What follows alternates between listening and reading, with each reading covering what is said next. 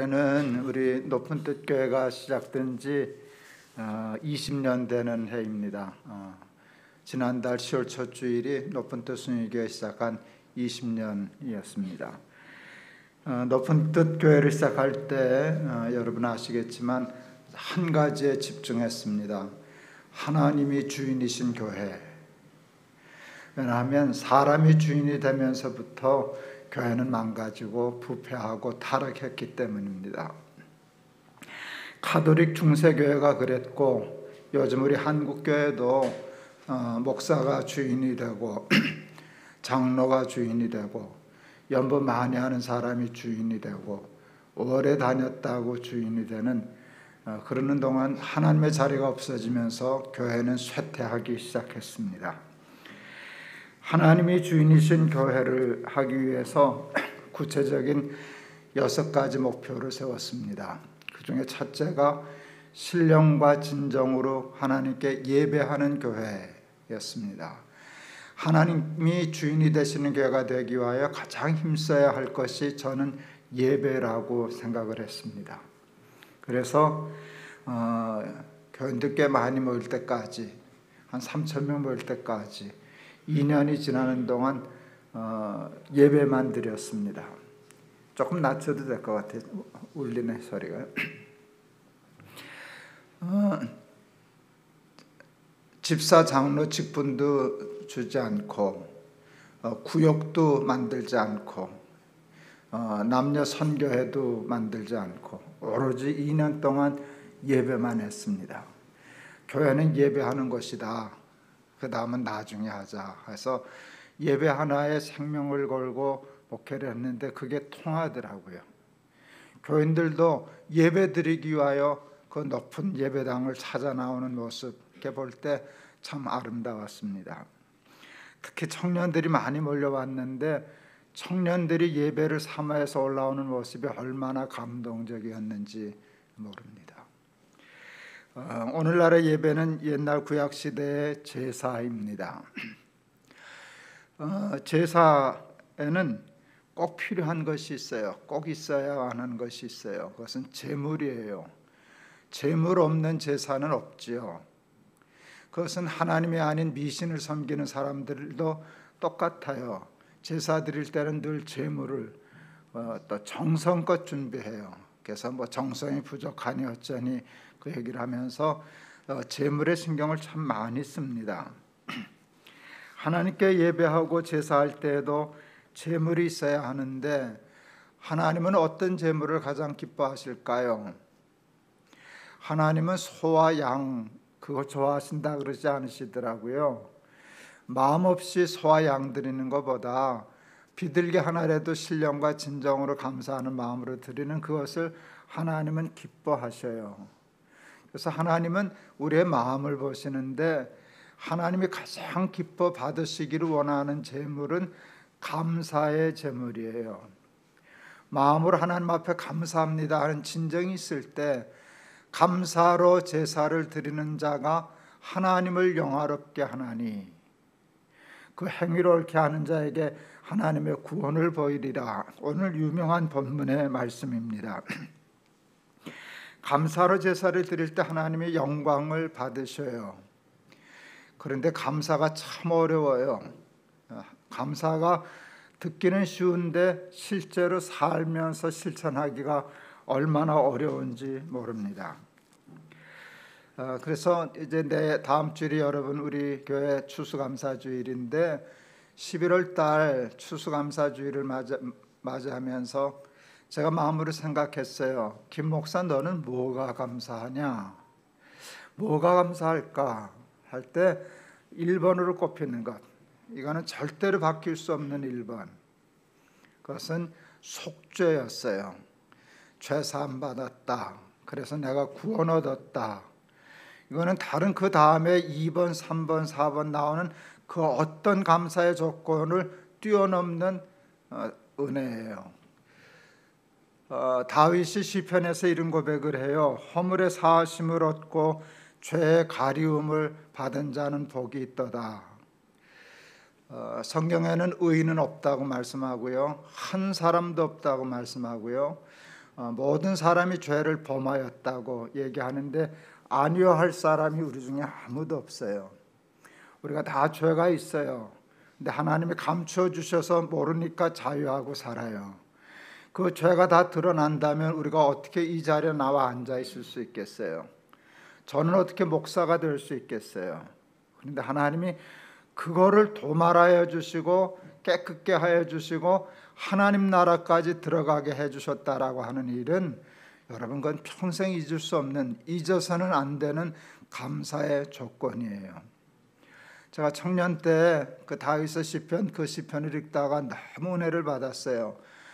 허물의 사하심을 얻고 죄의 가리움을 받은 자는 복이 있도다. 그때 제가 옆에 썼어요. 하나님 저도요. 하나님 저도요. 그래서 우리가 아무리 감사의 조건이 없을 것 같아도 나 같은 죄인 살리신 그 은혜 놀라와 이 생각하면 하나님 앞에 늘 감사로 제사를 드릴 수 있는 우리가 될 줄을 믿습니다. 왜 감사가 어려운가를 생각해 봤어요.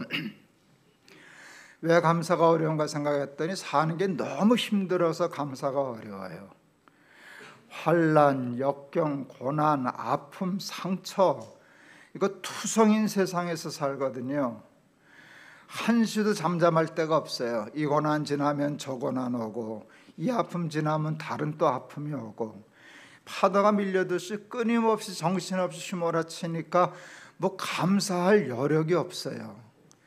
역경과 고난과 환난이 많아서 감사하기가 어려운데, 그런데 여러분 환난과 역경과 고난이 많기 때문에 사실은 하나님께 감사해야 하는 거예요. 이게 무슨 소린가? 여러분 환난과 역경이 많았는데 지금까지 살아있잖아요. 안 죽었잖아요. 그거 다 지나왔잖아요. 그 역경과 고난이 지나갔기에 오늘의 역경과 고난이 있는 거잖아요. 근데 그거는 어떻게 지나갔을까요? 그냥 세월이 약이 돼서 지나간 걸까요? 그렇지 않아요. 그 모든 고난과 환난과 역경 속에서 우리를 지켜주시고 보호하여 주시고 인도하여 주셔서 그 모든 숨 쉴 수 없을 만큼 밀어닥치는 그 모든 고난과 환난에서 우리를 보호해 주신 거예요. 근데 우리는 그것을 잊어버리는 거예요.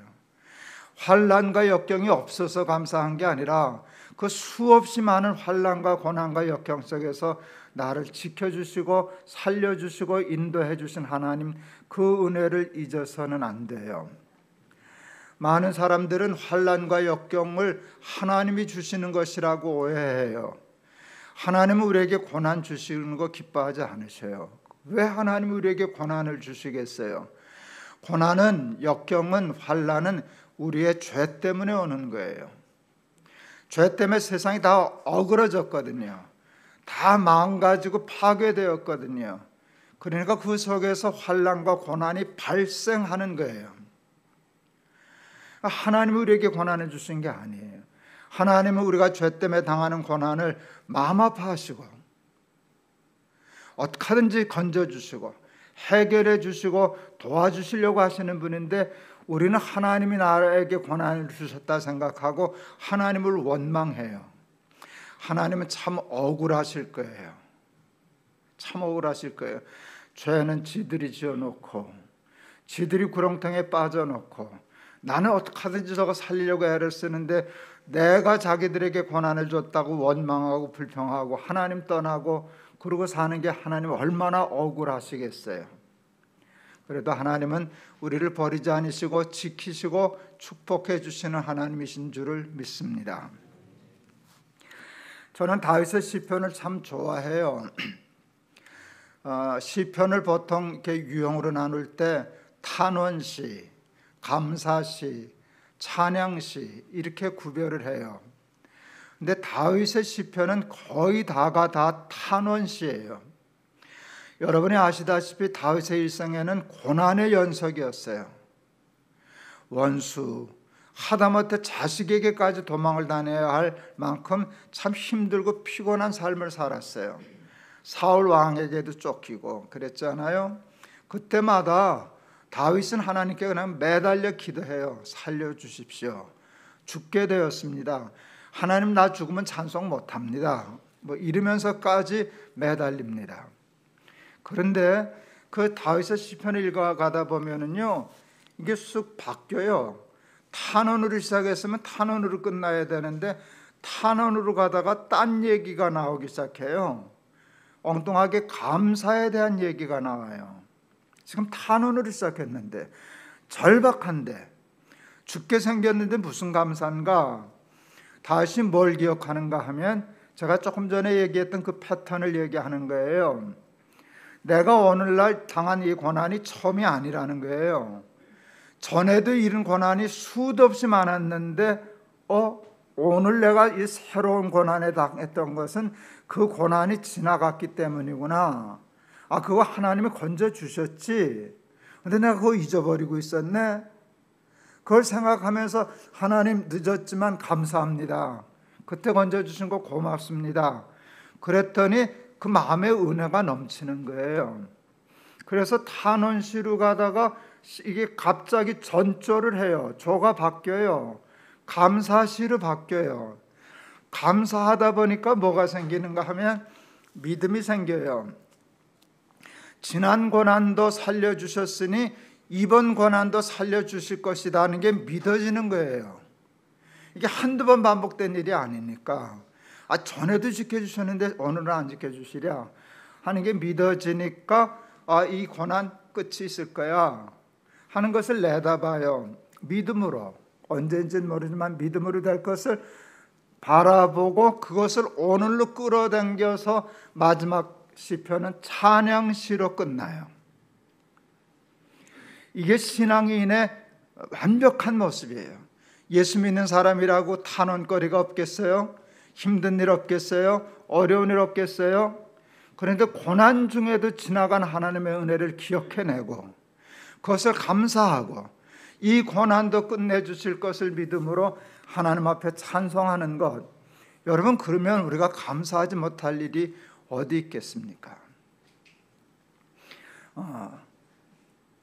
원수는 돌에 새기고 은혜는 물에 새긴다는 말이 있어요. 원수는 안 잊어버리겠다고 돌에 새겨서 안 잊어버려요. 은혜는 잊지 않겠습니다 해놓고는 물에 적어놓고는 새까맣게 잊어버려요. 흘러갔으니까. 우리는 고난과 역경이 많다고 얘기했어요. 많지요. 그런데 여러분, 고난과 역경 못지않게 은혜가 많다는 걸 우리는 아주 쉽게 잊어요. 저는 1951년생입니다. 전쟁 피난 중에 태어났습니다. 저희는 이북에서 피난 내려온 집이거든요. 그러니까 피난 때 우리 어머니가 저를 임신했는데 먹지를 못하니까, 영양이 공급이 안 되니까 뱃속에 있는 태아인 제가 영양 공급이 안 되는 거예요. 종합검진을 받으러 갔는데 의사 선생님이 목사님 신장 하나 누구한테 주었어요? 그래요. 그런 적 없는데요. 근데 왜 목사님은 신장이 하나밖에 없어요? 낸들 하나 그랬죠. 내가 그걸 어떻게 알아요? 왜 나는 하나밖에 없죠? 그랬더니 조금 자세히 보시더니 여기 있기는 있네요. 그러니까 다시 말하면 하나는 생기다가 말았어요. 신장이 2개여야 되는데 저는 하나 반 채 안 돼요. 그래서 저는 신장 기능이 2개가 100%라고 하면 2개 이렇게 합쳐서 한 60% 요 정도 유지된다 그래요. 그래서 조심하라고 늘 경계를 해요. 왜 그렇게 됐는가 나중에 이유를 알게 되었어요. 고려대학교에 그 난민들의 보건을 연구하는 학자 교수님이 계시는데 이게 난민들 사이에서 나타나는 아주 보편적인 현상이래요. 영양 공급이 안 되니까 장기를 다 못 만든 거예요. 그렇게 하면 이 신체가 신비해서요, 생존에 필요한 것부터 빨리빨리 만들어낸대요. 뇌, 심장 이런 거는 빨리 만들어 놓고 신장은 재료가 안 오니까 하나만 있어도 산다 그래서 그냥 출고시켰어요. 그러니까 제 몸 자체가 우리나라가 얼마나 가난하고 힘들 때 태어났는가에 증인이에요. 이제 한 70년 살았더니요, 엉뚱하게 세상이 바뀌었어요. 여러분, 먹지 못해서 장기도 못 만들어낼 만큼 빈곤하던 나라에서 태어난 사람이 지금 제가 자가용 타고 왔잖아요. 이게 그렇게 말이 쉬운 게 아니에요. 여러분, 저와 같은 데 태어나서 당대에 자가용 탄 사람은 세계 역사에 없어요. 어느 나라도 없어요. 그거는 저희 때만 있는 거예요. 저희 때 한국 사람인 저에게만 있는 거예요. 이게 그 자리에서 태어나서 여기까지를 당대에 살아냈잖아요. 지금 3만 불, 4만 불, 여러분 선진국 소리 듣지 않아요? 제가 자주 말씀드렸지만 초등학교 다닐 때 있지 않아요? 생활환경조사서. 너 집에 뭐 있냐? 이거 물어보는 건데 라디오 있냐? 선풍기 있냐? 텔레비전 있냐? 이따고 물어봤잖아요. 여러분 뭐 있으면 부자였어요? 아무거나 하나 있으면 부자였잖아요. 그때 저는 동그라미 칠 게 하나밖에 없었어요. 라디오 하나밖에. 우리 전축장사하고 하는 삼촌이 하나 선물로 주신 거 그 라디오 하나 있었어요. 1974년도에 선풍기 처음 들여놨어요. 그거 틀어놓고 이제 우리도 부자다. 그때는 선풍기 틀고 사는 게 부자였거든요. 그렇지 않아요? 전화 있으면 부자였잖아요. 텔레비전 동네 한 대 있었잖아요. 텔레비전은 1977년, 76년 우리 아버지 차 사고 나서 다리 부러져가지고 그 택시회사에서 보상금 준 거로 금성 19인치 흑백 텔레비전 들여놓고 살았어요. 그러고 살았는데 지금 자가용 타고 다니잖아요. 여러분 집에 선풍기 있으세요? 우리 집은 없어요. 선풍기 우린 에어컨이 있지. 그러고 살잖아요. 옛날로 생각하면은요, 우리가 꿈도 못 꾸는 부자의 삶을 보편적으로 살고 있는 거예요. 그건 누리고 있는 거예요. 그런데요, 저는 70년 남짓 살아오면서 한 번도 우리나라 경제 좋다는 얘기를 들어본 적이 없어요. 언제 우리나라가 경제가 좋았어요? 그런데 이게 신비하지 않아요? 밤낮 불황이니 경제가 나쁘니 뭐 어쩌니 그랬는데 어떻게 국민소득 100불도 안 되는 나라가 3만 불을 넘어서 오늘 이렇게 사냐 그 말이에요. 제가 그래도 꽤 여러 나라 돌아다녔잖아요. 여러분 지금 한국만큼 살기 편하고 좋은 나라 그렇게 쉽지 않아요. 미국이 가면 불편해요. 모든 시스템이 우리나라 못 쫓아와요. 그리고 우리나라가 많이 이뻐졌어요. 가는 데마다 이뻐졌어요. 나라가 돈이 생겼기 때문에 이제는 주변 환경을 이렇게 해서요, 전 국토가 공원 같아요. 지금 어느 나라 가도 우리나라만큼 좋은데 쉽지 않아요. 정말로 그래요. 전에는 우리나라보다 굉장히 앞서가서 이렇게 이거 참 근사하다. 우리나라는 언제 이렇게 되나 하는 데가 일본이었어요. 일본에 뭐 운자라 그러나 무슨 그런 거리 가면 요란하잖아요, 젊은이들. 요즘 가보면은요, 거기가 우리를 못 따라와요. 애들 말로 후져요. 언제 이렇게 됐는지 몰라요. 그랬는데 여러분, 우리는 그거 한 번도 감사 안 했잖아요. 100불에서 3만 불 달아올 때 경제 나쁘다고 불평하고 한탄하면서 살아왔지, 언제 우리가 선풍기 났다고, 텔레비전 났다고, 에어컨 놓고 산다고, 냉장고 놓고 산다고 그걸 당연시 했지 감사해 본 적 있냐. 우리는 이 도무지 감사에 우둔한 민족이에요. 백성이에요. 우리나라만 그러는 건 아니고요. 사람이 다 그래요. 세상 풍파 약한 너를 눌러서 낙심할 맘 내게 일어날 때 주가 주신 복을 세어라. 주가 주신 복을 내가 알리라. 여러분, 원망과 불평에 예민한 사람 되지 말고 은혜와 감사에 예민한 사람이 되면 셀 수 없는 하나님의 은혜와 축복이 물 흐르듯이 우리를 흐른다는 사실을 알고, 여러분 그것을 꼽아서 날마다 하나님 앞에 고난과 역경 중에도 은혜를 감사하고 하나님께 영광 돌리며 사는 저와 여러분 다 되실 수 있기를 축원합니다. 감사하면 하나님이 영광을 받으셔요. 우리가 고난 중에도 역경 중에도 하나님께 감사하면 하나님이 얼마나 기뻐하시겠어요. 하나님이 얼마나 어깨가 올라가시겠어요. 하나님을 영화롭게 하는데 성경에 나오는 사람 중에 하나님을 가장 영화롭게 한 사람이 누굴까? 하나님이 가장 영광을 받으신 때가 어느 때였나를 생각해 봐요. 욥의 찬양이에요. 그 고난 중에서도 주신 자도 여호와시요 취하신 자도 여호와시오니 여호와의 이름이 찬송을 받으실지니이다 할 때에 사탄 앞에서 하나님이 얼마나 어깨가 올라가셨겠어요. 여러분 우리가 사는 게 좀 힘들고 어려워도 주신 은혜가 더 많은 걸 생각하고 하나님 감사합니다. 진심에서 우러나오는 감사를 드릴 때 우리 하나님이 영광을 받으실 줄을 믿습니다. 우리의 제사를 받아주실 줄을 믿습니다.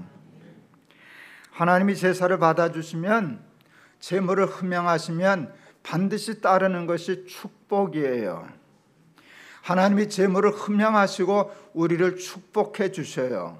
그런데 감사의 제물을 드리는 자에게 주시는 하나님의 축복이 엄청나요. 감사로 제사를 드리는 자가 하나님을 영화롭게 하나니 그 행위를 옳게 하는 자에게 내가 하나님의 구원을 보이리라. 그러니까 하나님이 주시는 약속의 축복이 구원이에요. 구원은 하나님 나라예요. 그 하나님 나라를 내가 보여주마 하는 약속이에요. 여러분 감사로 제사를 드리면 죽기 전에 천국이 임해요. 죽어서 가는 천당 말고요. 그건 당연히 가는 거고요. 여기서부터 아직 환난이 있고 역경이 있고 고난이 있는데 하나님의 나라가 보이는 거예요. 그리고 하나님 나라를 살게 되는 거예요. 여러분 그 삶을 누리고 산 사람들이 참 많아요. 그 중에 대표적인 사람이 나는 하박국이라고 생각해요. 무화과 나무에 열매가 없어도 외양간에 소가 없어도 우리의 양이 없어도 구원의 하나님을 인하여 기뻐하리로다. 천국이 보이는 거예요. 하나님 나라가 보이니까 그 무화과 나무 열매 좀 있으면 좋았을 텐데 괜찮아요 하나님. 외양간에서 그거 있어도 좋은데요. 근데 없어도 상관없어요. 거기에 좌우되지 않아요. 환경과 여건에 좌우되지 않고 항상 기뻐하고 범사에 감사하는 천국의 삶이 이루어지게 되는 거예요. 사랑하는 우리 교우 여러분, 감사의 은사를 달라고 하나님 앞에 기도하세요. 진정에서 우러나오는 감사가 우리의 삶에 있게 해달라고 기도하실 수 있기를 바랍니다. 말씀을 마치렵니다. 하나님께만 감사하지 마시고 여러분 사람에게도 감사하면서 사세요. 남편은 아내에게 감사할 줄 알아야 하고 아내는 남편에게 감사할 줄 알아야 하고 자식은 부모에게 감사할 줄 알아야 하고 부모도 자식에게 감사할 줄 알아야 해요. 그러면 그 관계 속에 하나님의 나라가 이루어지는데 우리는 하나님께도 감사할 줄 모르지만 남편에게도 감사할 줄 모르고 아내에게도 감사할 줄 모르고 부모에게도 감사할 줄 모르고 자식에게도 고마워할 줄 몰라요. 잘못하는 것만 생각하고 섭섭한 것만 생각하고 불평과 원망을 하니 그 모든 관계에 하나님의 나라가 임하는 게 아니에요. 임할 수가 없는 거예요. 여러분 하나님께도 우리가 원망하고 사는데 남편 원망하는 거야 누워서 떡 먹기죠. 아내 못마땅하는 거야 그거 누구나 할 수 있는 일이죠. 그거는 힘들이지 않고 할 수 있는데 그러고 사니까 천국이 없어지잖아요. 여러분 찾아보세요. 감사의 반대말은 원망과 불평이 아니에요. 은혜를 당연시하는 거예요. 하나님께 대해도 마찬가지예요.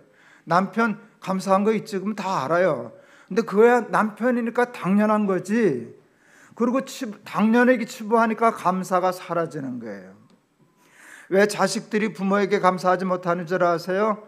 부모가 그러는 건 당연한 거라고 생각하기 때문에 감사하지 않은 거예요.